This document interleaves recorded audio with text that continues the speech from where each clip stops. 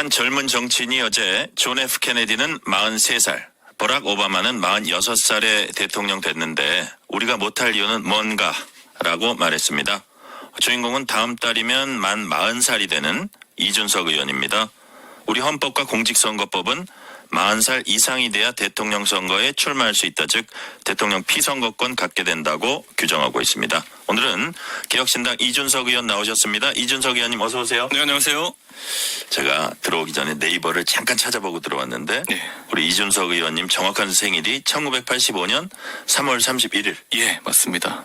맞죠? 예. 3월의 마지막 날이네요. 그러면 예. 30대의 마지막 두 달을 지금 어떻게 보내고 계십니까? 원래는 지금 올해가 선거가 없는 해일 거라 생각해가지고 제가 책도 읽고 제 머리에 지식을 보충하는 시간을 가지려고 그랬는데 작년 말에 계엄이 터지면서 가장 바쁜 한 해가 될 것으로 보입니다. 가장 바쁜 한 해가 될 네. 것으로 보인다. 예. 자, 이준석 의원님께서는 어제 젊은이들이 많이 모이는 서울 홍대 예. 앞을 기자회견장으로 택했습니다. 뭐라 그랬냐 하면 대선이 있다면 그 안에서 역할을 하겠다. 사실상 대선 출마 선언이라는 관측이 지배적입니다. 이런 관측에 뭐 동의하시는? 예, 저는 지금 윤석열 대통령의 행한 행동을 보면 거의 99% 이상 탄핵은 인용된다 이렇게 봅니다. 그렇다면은 대선이 있을 것이고 만약 그 판이 펼쳐지면은 저는 대한민국 정치가 이대로 가서는 안 되기 때문에 제가 이런 표현을 썼습니다. 사실 좌도 우도 지금 답이 아니라는 것이 여실해지고 있습니다. 저 개인적으로는 보수적 성향의 사람이지만요. 지금의 오른쪽 정당의 행태는 너무나도 퇴행적입니다. 좌도 우도 아니고 앞으로 가자라는 구호를 이제 얘기하거든요. 저는 이렇게 한 지난 4년 5년 가까이 뭐 대장동이다 무슨 뭐 윤석열 대통령의 영부인 김건희 여사다 이런 소모적인 이슈로 정치판이 돌아갔었는데 이제 이 판을 끊으려 그러면은 완전히 다른 패러다임이 들어서야 된다. 그래서 젊은 세대가 전면에 서야 된다. 그런 생각하고 있습니다. 세대 교체해야 된다 말씀이신데, 자, 슬로건은 세대 교체, 목표는 정치 판가리, 실천 계획은 퍼스트 펭귄. 퍼스트 펭귄 돼서 범고래 도살인 바다로 뛰어들 것이다. 살신성인인가요? 그렇죠. 저는 지금까지 정치하면서 어려운 거 회피 안 했습니다. 저 예전에 국민의힘에 전당대 나갈 때 많은 사람들이 그때 조소했습니다. 너 뭐 경험치 쌓으러 가는 거냐.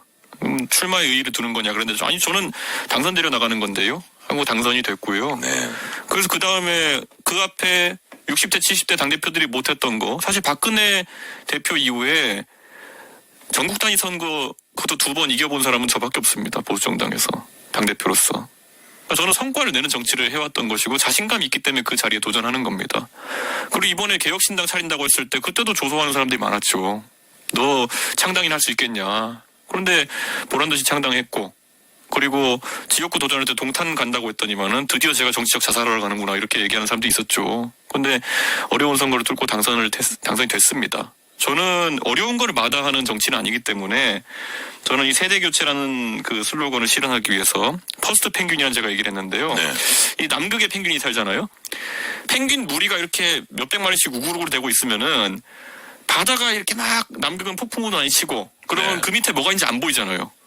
그 폭풍우 밑에는 알고 봤더니만은 파도 치는 데 밑에는 범고래 같은 게 있을 수도 있어요. 그러니까 펭귄들이 뛰어들길 주저하죠. 먼저 훌러덩 뛰어들었는데 거기에 범고래가 아싸 하면서 웬 저녁거리가 오냐 이러면 큰일 나잖아요. 네네. 근데 그 용기를 누군가 내야 되는 겁니다. 언젠가는 그 바다에 뛰어들어가지고 사냥도 하고 그리고 바다를 건너기도 해야 되고 이렇기 때문에 그래서 그 첫 번째 뛰어드는 펭귄이 가장 용기가 있어야 되는데 제가 그 역할을 하겠다는 겁니다. 첫 번째 뛰어드는 펭귄이 되겠다. 예. 자, 이준석 의원님은 미국 케네디 대통령은 40대 당선돼서 인간을 달러 보냈다. 예. 이런 아폴로 프로젝트 시작했고 역시 40대 오바마는 최초 흑인 대통령 이런 역사를 썼다. 그럼 우리는 왜 못하겠냐. 자, 근데 한국 정치에서 나이 젊은 건 자칫 장점 아니면 단점이 될 수도 있다는 그런 풍토가 있다고 본다면 정말 확실한 변화를 가져올 거란 강력한 믿음을 줘야지 국민 마음을 움직일 수 있다. 혹은 어떤 패러다임 변화라는 거를 수반해야지 아마 될 수 있다. 이런 생각도 들거든요. 그 부분은 어떻게 보세요? 저는 저희가 이제 더 이상 뒤처지면 안 된다 생각하는 게요. 제가 대통령들, 제가 뭐 만드는데 기여한 대통령도 있고 그냥 바라보면서 있었던 대통령도 있지만 저는 문재인 대통령도 뭐 장점도 있고 단점도 있고 윤석열 대통령도 그렇겠지만은 이분들의 한계성을 느꼈던 지점이 국제 외교 무대 같은 데 가시면은 이분들이 항상 다른 외국 정상들은 서로 만나서 팔 붙들고 한마디라도 더 하려고 노력하고 이런 모습이 카메라에 찍히는데 이분들은 나무도막처럼 그냥 서 있어요. 그게 왜냐? 이런 글로벌 환경 속에서 활동해온 그런 경험이 부족하기 때문이거든요. 왜냐면 한 분은 공무원을 26년 동안 하셨고 한 분은 민주화 운동하시고 변호사 하시면서 그런 행보를 함께 하셨고 저는 근데 이게 그분들의 삶이 잘못됐다가 아니라 대한민국이 앞으로 상대해야 될 그런 무수한 난관들을 해결하는 데 있어가지고는 50년대생, 60년대생들이 이제 좀 역할이 하기 힘든 상황 아니냐. 그래서 저는 그 다음 세대들이 이제 나서야 되는 게 아니냐 이런 생각하고요. 저 개인적으로는 제가 컴퓨터를 공부했고 그리고 IT 업계에 있다가 이제 정치에 참여한 건데 최근에 AI나 아니면 이런 신기술 이슈 같은 경우에는 네. 대충 들어서 아는 것만 갖고는 상대하기 어려운 이슈가 많습니다. 저는 이런 글로벌 환경에서도 자기 의견을 잘 얘기할 수 있고 이런 과학기술 이슈에도 해박하게 알 수 있는 세대가 나서야 되는 것이고 저는 그걸 제가 적임자라고 생각했기 때문에 이 역할을 맡겠다 나선 것이고 이번에도 저는 제가 성과를 내고 말 겁니다. 마지막에는. 네. 반드시 성과를 내겠다. 제가 당대표 될 때 너 선거 이길 수 있어? 저는 이기겠다고 얘기했고 대선과 지선 승리를 이끌었거든요. 대한민국이 그런 기술이나 글로벌 사회에서 뒤처지지 않도록 하도록 제가 성과를 낼 겁니다. 자, 문자가 지금 계속 들어오고 있네요. 4522님이 이준석 의원님 존경합니다. 하트 3개예요. 어제 멋진 똑똑한 연설 잘하셨어요. 대권 TV 토론 기대됩니다. 김진희님이 이준석 님도 꽤 정치력이 있다고 봅니다. 시험대에 올라서 경쟁 과정을 거쳐야 성장합니다. 응원합니다. 좋은 얘기들이 쭉 오고 있어요. 자, 일부 언론은 이준석 의원과 한동훈 국민의힘 전 대표를 한데 묶어서 세대 교체론으로 표현하고 있습니다. 여기에 동의하시는지 일단 궁금하고요. 아울러서 세대 교체론 측면에서 이준석 의원님과 한 전 대표와 어떤 다른 점, 차별성 있다고 보십니까?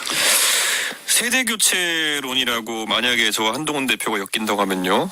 그 성과를 봐야 될 것 같아요. 제가 당대표할 때 국민의힘은 선거에 연전연승했고요. 한동훈 대표는 그냥 졌습니다.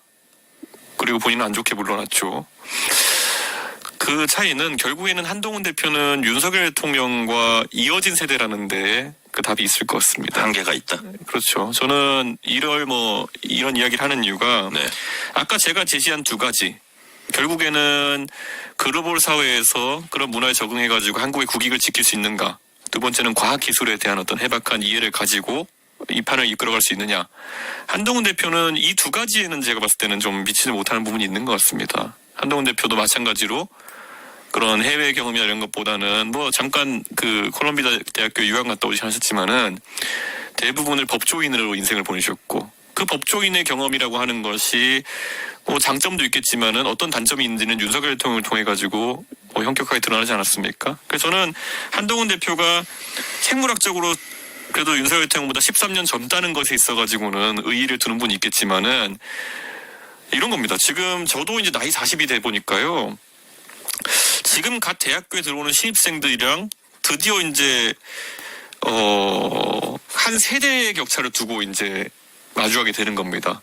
저도 지금의 20살한테 가면은 영포티 소리 들으면서 이제 흘러가야 될 물처럼 취급받는 세상인데 53살, 52살이 3살이 되는 이제 한동훈 대표 그 입장에서 나이도 많은 거예요. 그 우리 이준석 60대가 보기에는 굉장히 젊다고 생각하겠지만은 지금의 20살짜리 대학생들이 53살짜리 한동훈 대표를 보면은 저거는 아버지 세대보다 윈데? 라는 생각을 할 수밖에 없는 거거든요. 저는 자꾸 정치권의 시각으로 나이를 보면 안 된다. 나이가 다는 아니지만은 공유하는 문화가 있거든요. 물리적 숫자가 절대적인 건 아니지만 한동훈 대표는 서태지 세대예요. 네. 근데 저도 굳이 말하면 보통 중학교 때 어떤 가수를 노래 들었냐는데 저도 H.O.T, 제키, G.O.D 이런 세대거든요. 네네. 저도 지금 대학생들이 봤을 때는 저 흘러간 물이 지금 H.O.T 얘기하고 있는 이런 소리 들을 건데 저는 정치권이 굉장히 냉정해져야 된다. 한동훈 대표는 오히려 지금 본인이 사회의 중추를 담당하는 장년층으로서 원숙함을 드러내야 될 시기인데 저는 저기서 젊은 사람으로 엮이려고 하는 것 자체가 약간 평균이 그럼 한 60대로 생각하시는 건가? 저는 지금도 제가 20대, 30대와 소통하기에 나이가 들어가는 게 항상 아쉽거든요. 네. 자, 지금 이준석 의원님 얘기 들어보니까 이제 확실한 세대 교체 필요하다는 네. 부분, 그 다음에 본인은 이제 확실한 성과를 냈다. 이제 차별성 말씀하실 때 그리고 네. 아까 뭐 윤석열, 문재인, 한동훈 얘기하셨지만 글로벌 시각이 매우 중요한데 그거 자신 있다. 네. 요런 걸로 이제 요약이 될 수 있을 것 같아요. 네. 자, 이준석 의원님은 근데 확실한 지지층 있다는 평가 나오고요. 반면에 또 싫어하는 계층이랄까 그 그룹도 확실히 존재한다. 뭐 이런 저 평가도 나오고 네. 그래서 나중에 정말 대선 국면이 펼쳐져서 유력 대선 후보로 발돋움하기 위해서 어떤 어떤 특별 보수면 보수 그다음에 나아가서 중도층까지 이렇게 유인을 하려면 좀 어떤 게 스스로 필요하다고 보십니까? 저는 이준석이라는 사람 보면서 많은 사람이 기대하는 거는 네. 여러 사람들이 이성적인 판단을 해줄 것이다 라는 기대감이 있을 거라 봅니다. 저는 그렇게 우선 하겠습니다. 예를 들어 대한민국이 중요한 선택의 기로에 선택해야 될 때 조금이라도 나은 판단을 해서 국익에 도움되는 정치인이 되고 싶습니다. 그러면 그 안에서 또 한편으로는 뭐 사람을 많이 포용해야 된다 이런 얘기를 하시는 분도 있어요. 그런데 이거는 어떻게 보면은 저도 보완해야 될 부분이고 저도 항상 얘기하지만은 그렇게 일이 간단하진 않죠. 어느 순간에는 옳고 그름의 문제가 생기는 겁니다. 예를 들어 윤석열 대통령과 저와의 관계에서 제가 중요하게 생각했던 거는 옳고 그름이었죠. 윤석열 대통령이 그 후보 시절에 잘못 나가는 길이 있으면은 제가 그분을 어르고 이렇게 좋게 하면은 그분이 안 바뀔 걸 알았기 때문에 저는 제 책임감에 바꿔야 된다고 생각해서 강하게 이제 얘기하고 했던 건데 그걸 안 했으면 저는 지금 아마 어디 내란 동조 세력이라서 또 저러고 있을지 모릅니다. 그러니까 저는 나름의 선택을 한 건데 저희가 강한 점은 강화시키고 약한 점 보완해야 된다라는 그 원칙하에서 보면 저도 이제 노력을 하겠지만은 저는 굉장히 이성적인 판단을 해서 합리적인 판단을 하는 정치인으로 기억되고 싶습니다. 네. 자, 요 대목에서 조금 앞서가는 질문, 예. 좀 정치 공학적인 예. 질문을 드릴게요. 자, 근데 정치적 스펙트럼에서 보면 이준석 의원은 보수입니다. 예. 그렇다 보면 자, 만약에 정말로 조기 대선이 현실화돼서 대선 출마를 하게 됐을 때 국민의힘에서도 분명히 후보가 나올 텐데 네. 야, 내가 나가면 국민의힘과 관계 설정이 어떻게 될까 이런 생각도 좀 해보셨어요?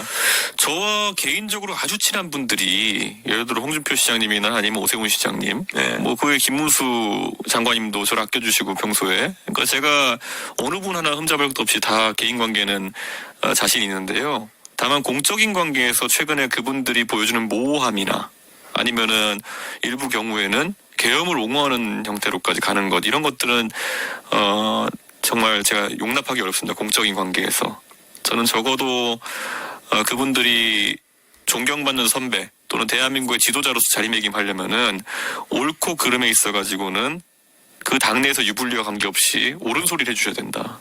저는 그런 생각입니다. 자, 지금은 그분들에 대한 유력 지금 대선 후보들에 대한 말씀을 해주셨는데 네.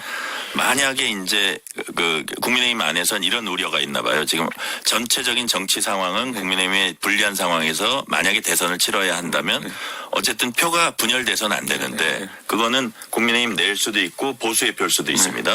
그런 상황에서 만약에 우려가 있다면 그 우려에 대해서는 그런 상황에 대해서는 내가 이런 얘기는 해줄 수 있다 싶은 게 뭐가 있을까요? 저는 이런 생각을 해요. 그러니까 노래 박자가요. 중간에 박자가 변하면 이제 혼란스럽거든요. 그러니까 원래 4분의 3박자로 박자 치고 있으면은 계속 네. 그 박자로 쳐야 돼요. 근데 갑자기 8분의 6박자로 바뀌거나 4분의 4박자로 바뀌면은 이거 밴드가 깜짝 놀라거든요. 지금 무슨 일이냐면요. 이준석을 내쫓을 때 국민의힘 지지층과 국민의힘에서 계속했던 말이 뭐냐면은 이준석은 민주당 프락치다. 좌파다. 이러면서 내쫓았어요. 그러면 이준석이 좌파고 민주당 프락치가 맞다 그러면은 제가 나오는 걸 반겨야죠. 그쪽 표를 갈라먹을 텐데. 앞뒤가 안 맞는다. 그러니까 지금 마음대로 그냥 박자를 치고 있기 때문에 뭐라고 해야 될지도 모르겠어요. 그때 이준석은 보수가 아니다 이러면서 내쫓고 공격하고 무슨 뭐 다 해놓고 지금 와가지고 보수표 갈라먹으면 안 되니까 너 단일화해야 된다 이런 얘기하는 거는요. 그런 거 계속하면 엉덩이에 뿔납니다. 예. 진짜 희한한 논리예요. 그러니까.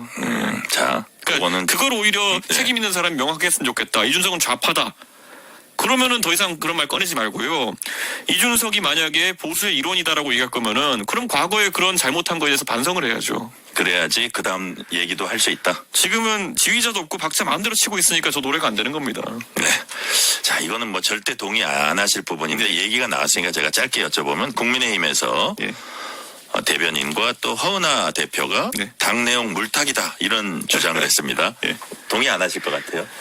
말이 안 되죠. 지금 뭐 사실 대선이라는 중차대한 이슈에 비해 가지고 뭐 허은하 대표가 지금 당원 소환제 투표 이후에 92%의 당원들이 허은하 대표에 대해서 소환 판단을 내렸기 때문에 심리적으로 굉장히 힘든 상황인 건 알겠지만은 그건 끝난 일입니다 지금. 네. 근데 거기에 대해서 뭐 국민의힘의 신동욱 의원이 뭐 그것 때문에 출마 선언을 그런 이유 때문에 하는 사람이 있을 거라고 보십니까? 예. 자, 말이 안 되는 얘기다라는 말씀이시고요.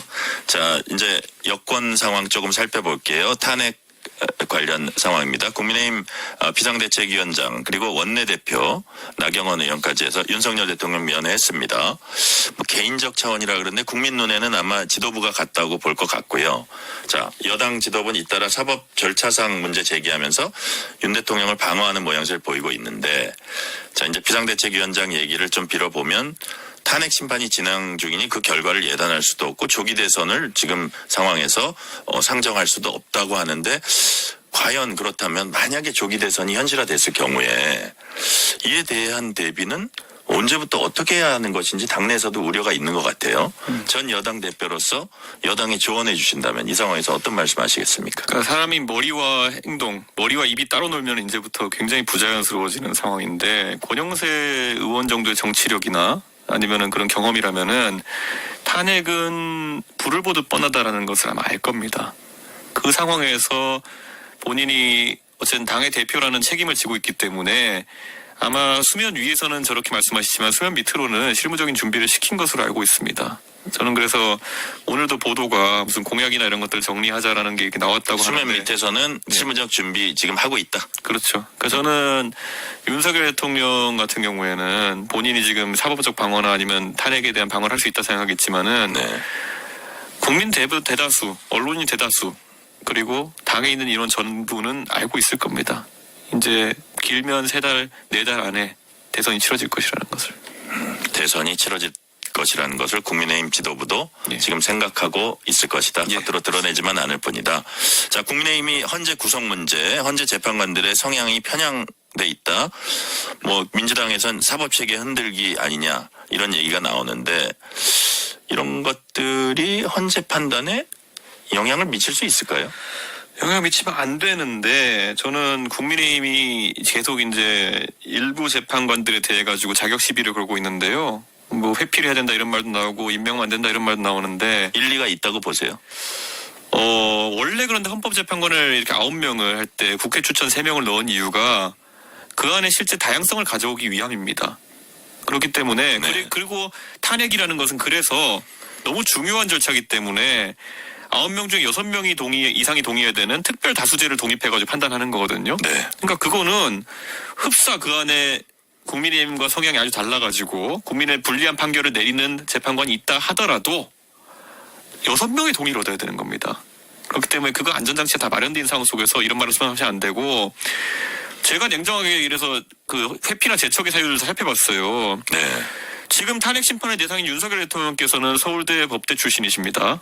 서울대 법대가 7명인가요? 재판관 중 7명이 서울대 그죠? 법대면은요. 예. 차라리 그분들이 더 윤석열 대통령과 가까운 관계 학연으로 엮여 있다고 주장할 수도 있는 거예요. 그리고 대통령께서 60년생이시지만은 이 재판관분들이 거의 65년생부터 68년생 사이인데 이게 또 대통령께서 사실은 또 고생 끝에 되셔가지고 비슷해요. 기수가 비슷한 분들이 있어요. 그럼 이런 게 사실 이런 거 들고 나오면 어떻게 할 겁니까?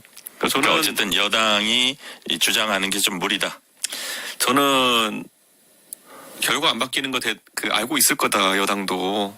근데 이건 지연 전술과 그냥 지지층에게 소구하는 그런 메시지다 이렇게 봅니다. 자, 지금 지지율이 워낙 좀 생각보다 많이 나오는데 네. 그런 부분에 지금 여당 지도부도 조금 신경을 안 쓸 수 없는 그런 분위기가 느껴지거든요. 이런 게 언제까지 갈 거라고 보세요?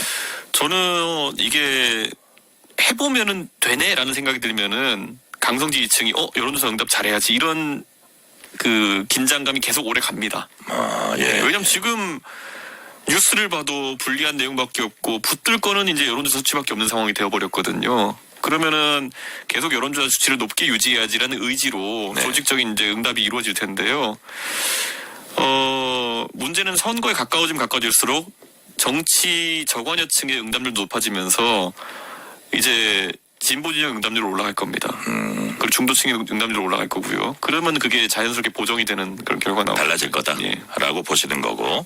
자, 국민의힘 그 강성 지지층 및 국민의힘 지지층 뭐 상당수의 지금 정서가 자, 계엄 선포가 잘 됐다고 보지 않지만 뭐 잘못됐다고 보지만 지금까지 민주당이 해온 입법 폭주라든지 뭐 이재명 대표의 어떤 행태라든지 이런 걸 볼 때는 저쪽에 나라의 운명을 넘겨줄 수는 없다. 이런 정서가 지금 저 어떤 그 지지율에도 또 반영되고 있다고 보거든요. 그런 부분은 어떻게 뭐 판단하세요? 그렇게 생각하시는 분들이 있을 수 있죠. 세상에서 가장 중요한 게 이재명 잘못되는 일인 그런 분들이 있어요. 나라가 잘 되는 것보다 이재명이 잘못되는 게 더 우선인 분들이 있어요. 네네. 그런데 그것도 존중합니다. 예, 그렇게 매니악하게 정치를 보시는 분도 있긴 하죠. 그리고 그것도 자유입니다. 근데 지금 봐야 되는 건요. 들이미는 사유가 너무 차원이 달라요. 네. 우리가 어떤 예를 들어 범죄 중에 뭐 친구랑 이렇게 다툼이 있어가지고 친구가 하도 내 말도 안 들어주고 이러길래 한 대 때렸습니다 판사님 이렇게 하는 거는 그럴만하네. 뭐 정상 참작을 해가지고 뭐 쌍방과시 나올 수도 있고 하거든요. 네.